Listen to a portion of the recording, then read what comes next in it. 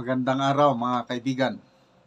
Pag-usapan natin ngayon ang kalagayan dito sa Mindanao sa area ng Bangsa Moro Autonomous Region for Muslim Mindanao. Lalo na mga kapatiran nating Moro Islamic Liberation Front, okay? Si dating Secretary and Governor Manny Piñol, meron siyang post 13 hours ago. Sabi niya, breaking news. Alarm bells are ringing as Malacanang tinkers with BARMM autonomy. Kung alarm bells, yung warning, baka may mangyaring kaguluhan. Yun ang pagkakaintindi ko dito, yung alarm bells. Kasi alarm eh. Ano naman tong tinkers, Malacanang, yung pinakialaman ng administrasyong ito ang autonomy ng BARMM. Bago lang pinalitan ng Pangulong Marcos Jr. yung Chief Minister ng BARMM, si Murad Ibrahim. Matagal na nung pumanaw ang dating late chairman na Salamat, ang pumalit na si Murad Ibrahim. Chief Minister siya ngayon. And for a long time, siya yung Chief Minister. Biglang pinalitan. Chief Minister Makakua. Siya ata ang leader ng Bangsamoro Armed Forces.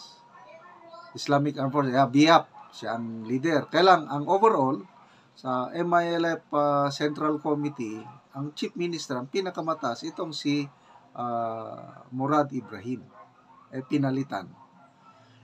Hindi maganda ang dating. Kaya ito, si General De Leon, nag-post din siya kahapon, sabi niya, Tore, kasuhan at arestuhin mo ang buong MILF sa pagbasura nila ng kautusan ni BBM. Ibig sabihin, yung in-appoint ni PBBM na bagong Chief Minister sa BARMM, hindi katanggap-tanggap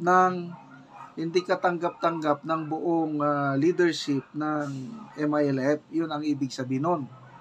Kaya nga, alarm bells are ringing, sabi ni Governor Secretary Manny Piñol. Okay. May ipinos ni Manny Piñol na Kutang Bato News. Tungkol ito sa posisyon ng MILF Central Committee, yung hindi nila pagtanggap sa leadership change. Basahin ko ha. Moro Islamic Liberation Front Central Committee disappointed with the change of current interim government to the so-called Consultative Assembly. Allegedly, the government broke the provision of the Comprehensive Agreement of the Bangsamoro. So, hindi nila matanggap yung pag-appoint ng bagong Chief Minister. Basahin ko ang post ng Kutang Bato News.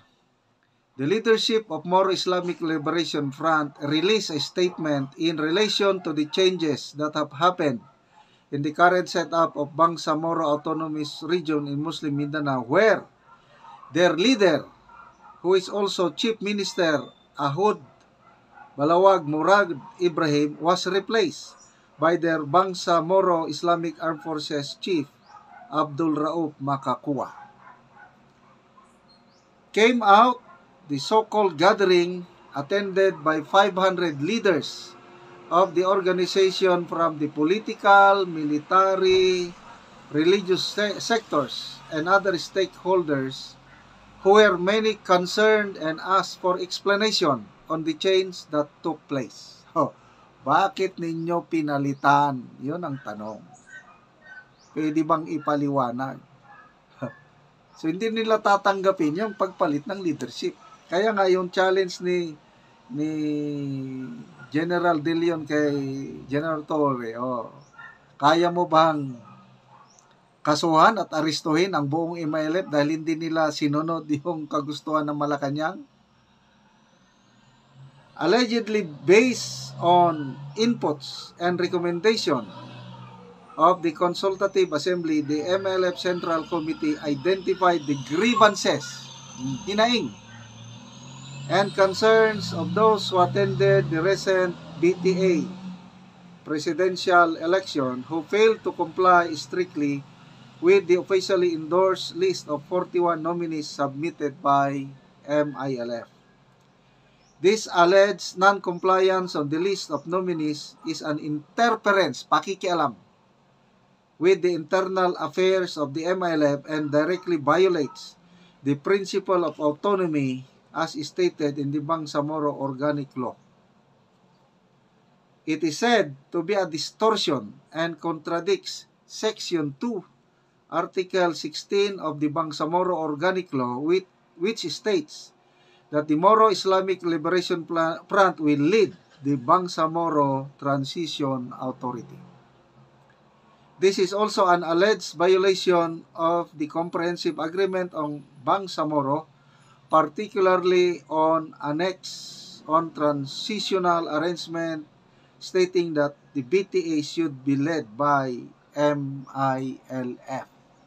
So, the unilateral decision to appoint new interim chief minister also allegedly did not help the national government despite the repeated sentiments of the MILF Central Committee issued through various resolutions to retain the former sitting interim chief minister. So, ito po, sana pagdasal po natin na wala nang babalik na kaguluhan. Kasi ako, naranasan ko yung kaguluhan. Itong giyera ng MILF at saka ating gobyerno. Noong year 2000, nagkaroon ng all-out war. Kalakasan pa noon ng MILF. So, ang daming walang mananalo sa giyera. Ang daming nasayang na buhay, properties and everything. At mabuti panahon ni PRRD nagkaroon nata ng final peace agreement, maganda na ang setup, everything maganda na, hanggang ito pinakialaman. Binago bigla ang leadership. Siyempre, humalma ang MILF. So ano ba? Anong mangyari? Sana walang mangyaring kaguluhan.